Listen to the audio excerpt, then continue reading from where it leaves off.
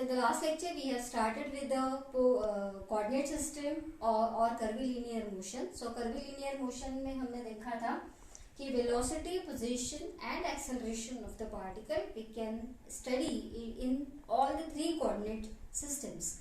First one is xy coordinate system, second is tangential normal मतलब TN coordinate system, and third one is polar coordinate system. So two systems we have seen.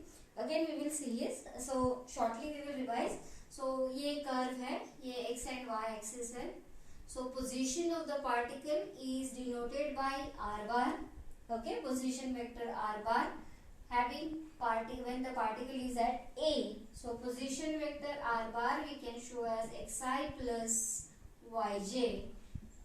Magnitude of this position we can show as under root x square plus y square, and इसका angle हम लोग बता सकते हैं tan inverse of y by x. Correct? Similarly, velocity in xy coordinate system. So particle is at A and this is suppose velocity. Velocity हमेशा tangential direction में होती है. So ये बन गया x and ये बन गया y. So ये velocity का इसको दो कंपोनेंट्स में हम लोग रिजॉल्व कर सकते हैं. ये बन गया x कंपोनेंट ऑफ वेलोसिटी, ये बन गया y component of velocity, and ये है वेलोसिटी का angle with respect to x axis. Okay, so this v bar we can show as vxi plus vyj. Magnitude of this velocity we can denote as under root vx square plus vy square, and angle of velocity is nothing but tan inverse of vy upon vx. Correct? Similarly, acceleration of the particle. So this is curve. So हमने देखा था कि acceleration is always inside the curve. So ये है x, ये बन गया हमारा xy system. So ये a हम लोग resolve कर सकते हैं along x and along y. तो ये बन गया a का x component, ये बन गया a का y component, and ये है a का angle with x axis, that is a theta. So this a bar we can write as axi plus ayj. Magnitude of this a we can write as under root ax square plus ay square, and a theta मतलब उसका angle हम लोग find out कर सकते हैं by taking tan inverse of ay upon ax. Correct? So this we have seen in the last class. So this is xy coordinate system. Correct? Now say here we have to learn now. We will revise the TN coordinate system. So this is first coordinate system xy. In TN coordinate system, what we have learned in TN coordinate system? So this is the curve, और हमने देखा था कि particle की जो velocity होती है ये हमेशा टेंजेंशियल डायरेक्शन में होती है. तो ये बन गया हमारा t एक्सिस एंड ये बन गया हमारा n एक्सिस. सो वेलोसिटी का जो टेंजेंशियल कंपोनेंट है, वेलोसिटी टेंजेंशियल डायरेक्शन में है मतलब वेलोसिटी का टेंजेंशियल कंपोनेंट मतलब वेलोसिटी इटसेल्फ, एंड वेलोसिटी का नॉर्मल कंपोनेंट vn क्या बन जाएगा? 0, because there is no component in this normal direction. So vn is equal to 0. Okay, as well as अगर हम लोग इसका acceleration देखते हैं, so we know that this is t direction tangential and this is n direction normal. Normal का direction हमेशा towards the center होता है, याद रखो. तो ये अगर हमारा a है, so this a we can resolve along this a n normal direction and along this tangential direction as at. So this a we can write as, or magnitude of a we can find as an square plus at square, and a theta मतलब इस a का angle we can write as a theta is equal to tan inverse of at upon an. जो denominator में है उसके साथ का angle मिलता है हमेशा. सो अगर हम लोग an अपॉन at लिखते हैं तो t के साथ उसका एंगल मिलेगा. अगर हम लोग at अपॉन an लिखते हैं तो n के साथ उसका एंगल मिलेगा. Are you getting this? So this is xy coordinate system, this is TN coordinate system. Correct? So now in the last class again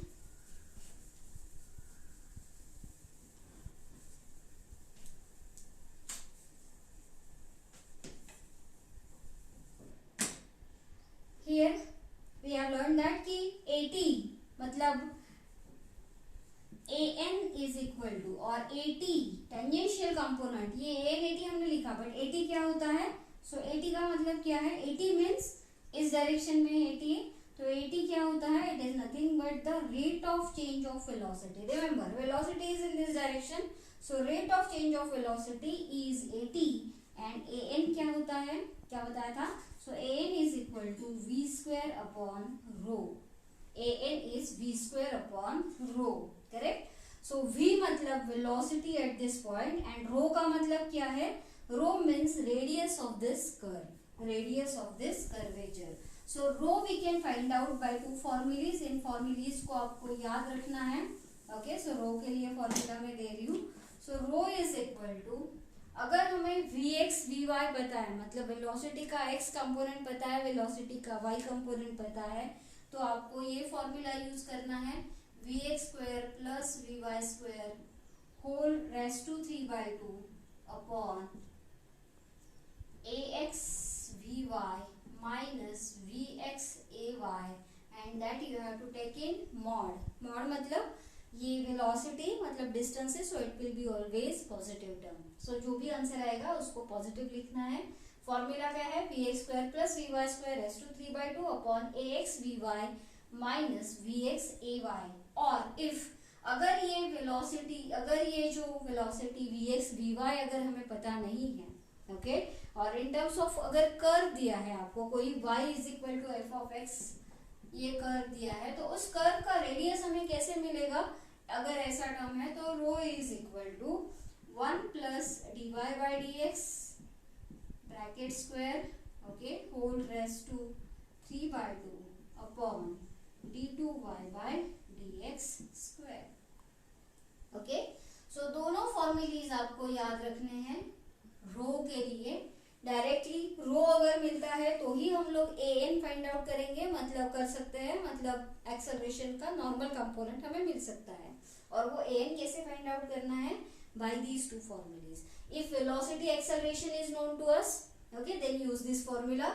if कोई वेलोसिटी एक्सेलरेशन नहीं दिया है बट कर्व दिया है हमें in terms of y is equal to F of X, then to find out radius use this formula 1 plus dy by dx bracket square raised to 3/2 upon d2y by dx square likewise. Okay, so remember these two formulas. Now one definition I want to tell you, so that definition is hodograph. तो hodograph क्या होता है, देखो पूछा जाता है कभी कभी एग्जाम में 2 मार्क्स के लिए, इसलिए मुझे बताना जरूरी लग रहा है ये. सो हमने देखा था कि ये कर्व है, यहाँ पे a पॉइंट पे velocity denoted by this v1, ये भी पॉइंट है, यहाँ पे velocity is denoted by v2, यहाँ पे वेलोसिटी. सो हर एक पॉइंट पे वेलोसिटी इस तरह से उस पॉइंट को टेंजेंशियल रहती है. Okay, and if we have plotted this velocity vectors by a single origin likewise, means v1 v2 v3 and v4 इस तरह से, and if we will join this tip of this velocity curve, okay, by a curve, tip of this velocity vectors, if we join by a smooth curve, then this curve is called as hodograph. This curve is called as hodograph. Book में definition है, इसको याद रखना है. अगर online exam हुआ तो शायद ये पूछा जाता है, ऑफलाइन में भी ये 1 या 2 मार्क्स के लिए डेफिनेशन पूछे जाने के चांसेस रहते हैं. सो इसको याद रखो. hodograph मतलब क्या, it is a smooth curve joining the tip of velocity vectors at each point on the curve. Okay, so this is called as hodograph. In the last class we have seen कि एक velocity vector यहाँ पे है v1 and एक point पे velocity है v2. so a point है and b point है. okay, तब मैंने बताया था कि we have to find out change in velocity. so change in velocity हमें कैसे मिलेगा, so for that we have to draw vector v1, we have to draw vector v2 and this is the change in velocity. Last में मैंने थोड़ा सा गलत वे से हमारा हुआ था, तो मैं करेक्ट कर रही हूँ, उसको याद रखो. सो ये v1 है, ये v2 है, तो ये बन गया हमारा डेल्टा v. ओके, एंड अभी अगर ये डेल्टा v हमें कैसे मिलेगा, सो ट्रायंगल लॉ अगर इसको यूज करते हैं तो v1 plus delta v is equal to v2, so v2 minus v1 is equal to delta v. Okay, इस तरह से चेंज इन वेलोसिटी हमें मिलेगा and rate of change of velocity is acceleration. So acceleration is always parallel to this delta v. Remember, this is also, it will be asked कि acceleration का direction कौन सा होता है. So direction of acceleration is parallel to delta v.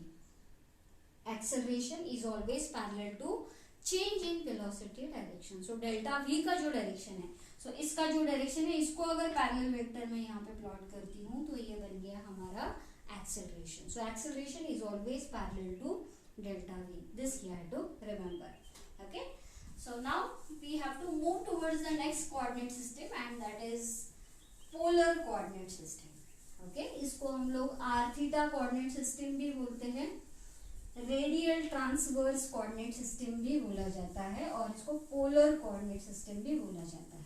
Okay. Polar मतलब कौन सा, कब ये यूज किया जाता है समझो.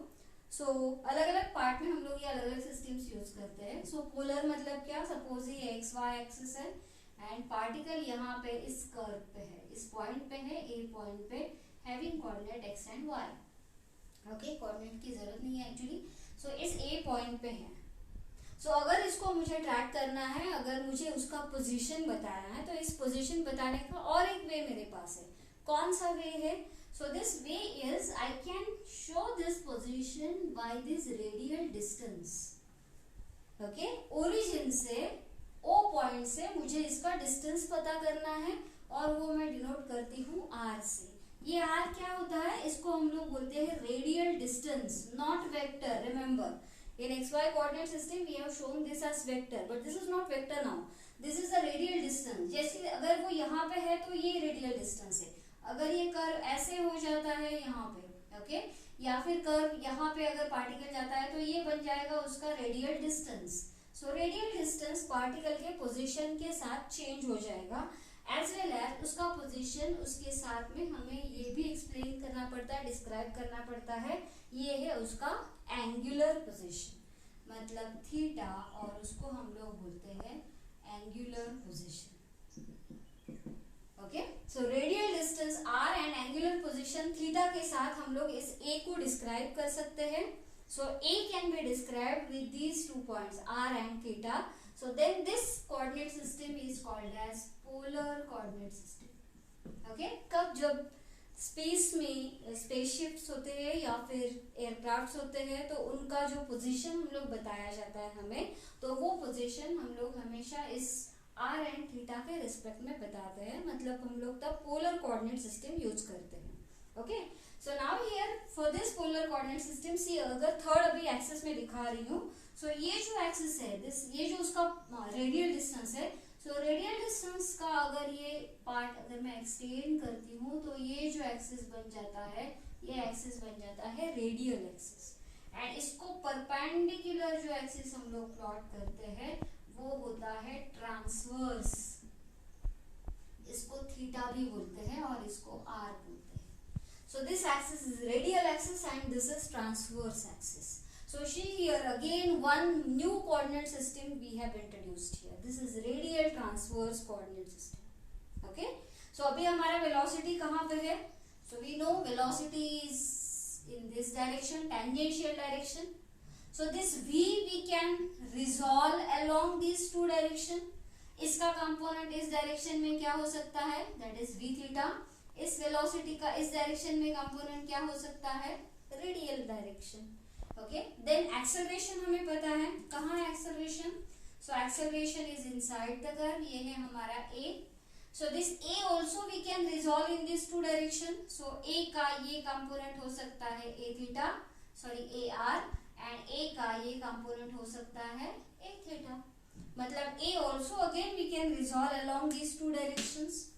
So velocity and acceleration when we are showing with respect to these two axes, then it is called as polar coordinate system. Correct? So velocity now v we can show with respect to these two coordinates, that is v is equal to under root vr square plus v theta square. Okay. And v theta मतलब इस velocity का इसके साथ का angle. Okay. ये कैसे दिखाएंगे, tan inverse of v theta upon vr. Similarly acceleration क्या दिखा सकते हैं हम लोग, it is equal to under root 8 ar square plus a theta square, and a theta is equal to acceleration का एंगल है, don't get confused with the same names. So tan inverse of a theta upon ar, ये बन गया acceleration का angle. अभी ये v theta and v r कैसे find out करना है? ओके, तो उसके लिए कुछ फॉर्मूलीज है, उन फॉर्मूलीज को आपको डायरेक्टली सिर्फ मगअप करना है, याद करना है, याद रखना है, डेरिवेशंस की जरूरत नहीं है, सिर्फ इसको बाय हार्ट आपको करना है. सो वी आर क्या होता है? So V R is equal to, remember it is equal to R dot. R dot का मतलब क्या है? आर डॉट मतलब D R by D T. R dot मतलब D R by D T. अगर उसका पोजीशन दिया है आर, तो उस पोजीशन को अगर हम लोग टी के रिस्पेक्ट में डेरिवेट करते हैं तो हमें क्या मिलेगा? वेलोसिटी का radial component v r. Then velocity का थीटा कंपोनेंट हमें कैसे मिलेगा? So it is equal to r into theta dot. Dot क्या होता है? डॉट मतलब डेरिवेटिव, याद रखो. Derivative with respect to what? Derivative with respect to t, time के रिस्पेक्ट में हमेशा. So r into theta dot मतलब क्या? आर. आर जो मतलब ये distance, r into theta dot मतलब D theta by D T. Theta मतलब ये एंगुलर पोजीशन, ये दिया जाएगा आपको. थीटा वेक्टर दिया जाए, थीटा दिया जाएगा आपको, एज वेल एज आर भी आपको दिया जाएगा, और उसको यूज करके हम लोग r dot theta dot then r double dot theta double dot find out कर सकते हैं. सो वी आर मिल गया, वी थीटा मिल गया. ए आर के लिए क्या फॉर्मूला है हमारे पास? So remember R double dot minus R theta dot square. R double dot minus R theta dot square कैसे लिखेंगे? आर डबल डॉट मतलब double derivative. Okay, so it is D two R by D T square minus R into D theta by D T का square. Okay, see here theta dots का square है, मतलब R into D theta by D T का square. Similarly A theta मतलब क्या होगा? So A theta we can find out as twice of R dot theta dot plus R into theta double dot. Okay, ये mug up करना है, बिल्कुल भूलना नहीं है. सिर्फ इतना याद किया आपने तो आप पोलर का कोई भी क्वेश्चन सॉल्व कर सकते हो. सो इसका मतलब क्या हुआ? अभी ट्वाइस ऑफ आर डॉट मतलब D R by D T and theta dot मतलब D theta by D T plus R theta double dot मतलब D two theta by D T square. So ये बन गया हमारा polar coordinate system. Okay, radial polar coordinate system मतलब जिसमें radial axis है and transverse axis है. Position किससे बताई जाती है? Radial distance and angular position और एंगुलर एंगल के साथ में, एक्स के साथ उसका एंगल. एक्सिस कहाँ से पास करता है? ओरिजिन से रेडियल की तरफ. डायरेक्शन देखो, ये उसका पॉजिटिव डायरेक्शन है, ये ट्रांसवर्स का अपवर्ड जो है वो उसका पॉजिटिव डायरेक्शन है. Are you getting this? Okay, so remember radial and normal are two different axis. So radial अलग एक्सिस होगा, नॉर्मल अलग एक्सिस होगा. अगर सर्कुलर मोशन है पार्टिकल का तो ही उसका radial axis and normal axis वो सेम रहेगा अगर सर्कुलर मोशन में है. बट पार्टिकल अगर कर्व पे है तो डेफिनेटली हर बार उसका नॉर्मल एक्सिस एंड उसका रेडियल एक्सिस, सो इसका रेडियल एक्सिस ये दोनों अलग अलग रहेंगे. So both will not B same, don't get confuse. So radial is different and normal is different. Okay, so this is about all the three axes or three coordinate system that we have to learn for the curvilinear motion of the particle. Now one point I want to get clear with you, that is about the acceleration. So suppose I want to ask you a question, that is if a particle is moving, if a particle is moving with uniform speed on a curve, if a particle is moving with uniform speed on a curve, particle uniform speed से जा रहा है, तो what will you can say about its acceleration? अगर उसका speed uniform है, so definitely many of you will say that कि acceleration of the particle will be 0. Okay, yes or no? अगर मैं बोलती हूँ कि स्पीड उसका यूनिफॉर्म है, उसकी वेलोसिटी यूनिफॉर्म है, तो डेफिनेटली उसका एक्सेलरेशन जीरो आएगा, ये तो आपका कन्वेंशन है। बट हमेशा याद रखो कि ये पार्टिकल कर्व पे है, यहाँ से यहाँ पे जा रहा है, ओके। तो यहाँ पे जाते वक्त उसका ये ए है जो मैंने बताया था कि A is always inside the curve, and इस ए के दो कंपोनेंट्स है, एक है ए टी एंड दूसरा है ए एन। सो जब मैं बोलती हूँ कि ये यूनिफॉर्म स्पीड से जा रहा है, मतलब ये यूनिफॉर्म, ये जो उसका ए टी है, ये ए टी उसका जीरो हो सकता है। When it is moving with uniform speed, then AT will be zero, but there will be AN always. AN क्या होता है? AN is equal to V square by rho. Velocity है उसको, radius of curvature भी है, तो ये zero होगा का? ये AN will not be zero, correct? So AN अगर जीरो नहीं है तो ये टोटल एक्सेलरेशन जीरो हो सकता है क्या? नहीं हो सकता। मतलब अगर वो पार्टिकल यूनिफॉर्म स्पीड से भी जा रहा है तो भी उसका एक्सेलरेशन जीरो नहीं है, okay, because total acceleration is under root a T square plus A N square. हमेशा याद रखो। So this is the major question, और ये मेजर कंसेप्ट है जिसको आपको याद रखना है, ओके, कि A is nothing but A T square plus A N square under root. So A T zero हो सकता है जब वो यूनिफॉर्म वेलोसिटी से पास कर रहा है, but a n will not be zero. A n कब जीरो होगा बताओ मुझे? एन कब जीरो हो सकता है? रो कब जीरो हो सकती है? When the particle is on straight line, और when on curve it is at the point जहां पे कर्व चेंज हो रहा है, ओके, कॉन्वेक्स से लेके कॉन्केव तक मुड़ रहा है, ओके, ऐसा अगर इन्फ्लेक्शन पॉइंट बोलते हैं उसको। सो ऐसे इन्फ्लेक्शन पॉइंट पे वो ये मतलब ए एन उसका जीरो हो सकता है, और प्लेन रोड पे, स्ट्रेट रोड पे कोई कर्व ही नहीं है, तो रेडियस होगा क्या? नहीं होगा। सो ऐसे टाइम पे ए एन उसका जीरो हो सकता है, ओके। अदरवाइज कर्व पे जब पार्टिकल है तो उसका normal acceleration always v square by rho रहेगा, उसको याद रखो। Then when you will learn this t and n coordinate system, remember the particle is moving on a curve, यहाँ से पार्टिकल यहाँ तक जा रहा है, ए से लेके बी तक, कर्व को स्टिक है, देखो हवा में नहीं है, पार्टिकल कर्व पे जा रहा है। घाट में जैसे हमारी गाड़ी चलती है जो कर्वी वेज रहते हैं, सो उसमें ये जो पार्ट होता है ये वो कर्व है, it is stick to the path. The particle is moving from A to B, initial velocity हो सकती है u, फाइनल वेलोसिटी हो सकती है v, इसको जाने के लिए टाइम लगेगा t, एंड ये है उसका डिस्प्लेसमेंट s, करेक्ट। सो जैसे लीनियर मोशन में हमने देखा था, बिल्कुल वैसे ही to learn this motion of the particle on the curve we can use the three equations of motion. कौन कौन से? v is equal to u plus a t, सिर्फ चेंज क्या है यहाँ पे, a मतलब कौन सा a होगा यहाँ पे, whether it will be total acceleration, obviously no, क्योंकि ये कर्व लर्न कर ले हम लोग, तो कर्व पे एक्सेलरेशन उसका कौन सा है, so it is a t. So change क्या होगा, सिर्फ v is equal to u plus a t, जहां पे a मतलब उसका टेंजेंशियल एक्सेलरेशन रहेगा। Similarly s is equal to u t plus half a T square, इसमें भी a मतलब कौन सा होगा, टेंजेंशियल एक्सेलरेशन होगा, and v square minus u square is equal to twice of as with this tangential acceleration.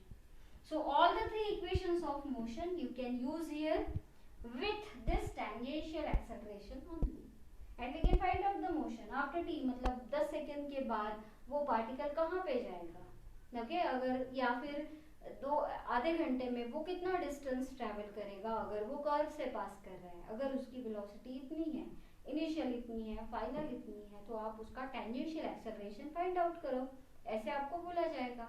एक बार आप उसका AT फाइंड आउट कर सकते हो, ओके, तो फिर उसका an भी आपको मिल जाएगा। an कैसे मिलेगा, because you know the velocity, so velocity at this point आपको पता है, वेलोसिटी एट दिस पॉइंट आपको पता है, सो इस पॉइंट पे आपको रो पता है, इस पॉइंट पे आपको रो पता है, so you can find out v square by rho, and an मिल गया, at मिल गया, तो you can find out total acceleration, a is equal to under root at square plus an square, correct. So these are the terms, okay, these are the terms that you have to remember while solving the questions. So questions आपको पूछा जाता है कि x Y coordinate, जो question आपको दिया गया है सबसे पहले आपको काम क्या करना है कि you have to identify the question कि वो एक्स वाई कोऑर्डिनेट सिस्टम का है या टी एन कोऑर्डिनेट सिस्टम का है या आर थीटा कोऑर्डिनेट सिस्टम का है. सो ये बेसिक्स अगर आप बहुत अच्छे से जानते हो तो definitely you can differentiate the question and accordingly you can solve the question. So आगे का सॉल्यूशन का पार्ट बहुत इजी है. कंसेप्ट लर्न करना क्रिटिकल है. सो कंसेप्ट्स को बहुत प्रॉपरली फाइनली लर्न करो सो दैट कर्वीलिनियर मोशन में आपको कोई भी प्रॉब्लम नहीं आएगा. ओके मतलब कोई भी डिफिकल्टी आप फेस नहीं करोगे. If this concepts are very much clear to you, okay, कि पार्टिकल कर्व पे कैसे चलता है, कि ये अगर आप विजुअलाइज कर सकते हो, ये इमेजिन कर सकते हो, तो आप आराम से उसका एटी कौन सा होगा, टोटल एक्सेलरेशन कौन सा होगा, उसका ए थीटा कौन सा होगा, नॉर्मल एक्सेलरेशन कौन सा होगा, these all these term you can very well will be easy for you to understand. Is it okay? So here we will stop with the lecture of only concepts. So concepts हमने यहाँ पे खत्म किया है. आगे की class में हम लोग न्यूमेरिकल्स लेंगे by all the three coordinate system x y t a as well as r theta coordinate system. Is it okay? Remember all these things we are learning in kinematics. Okay कहीं पर भी हमने particle का मास consider नहीं किया है. Okay हर बार हम सिर्फ वेलोसिटी एक्सेलरेशन देख रहे हैं. कहीं पर भी मैंने आपको मास का कोई भी पॉइंट नहीं बताया. It means here we are learning just curvilinear motion, okay, और काइनेमेटिक्स ऑफ कर्वीलिनियर मोशन. तो here we are learning kinematics of curvilinear motion only. Okay, so here we will stop. So in the next lecture we will meet with some numericals. Okay.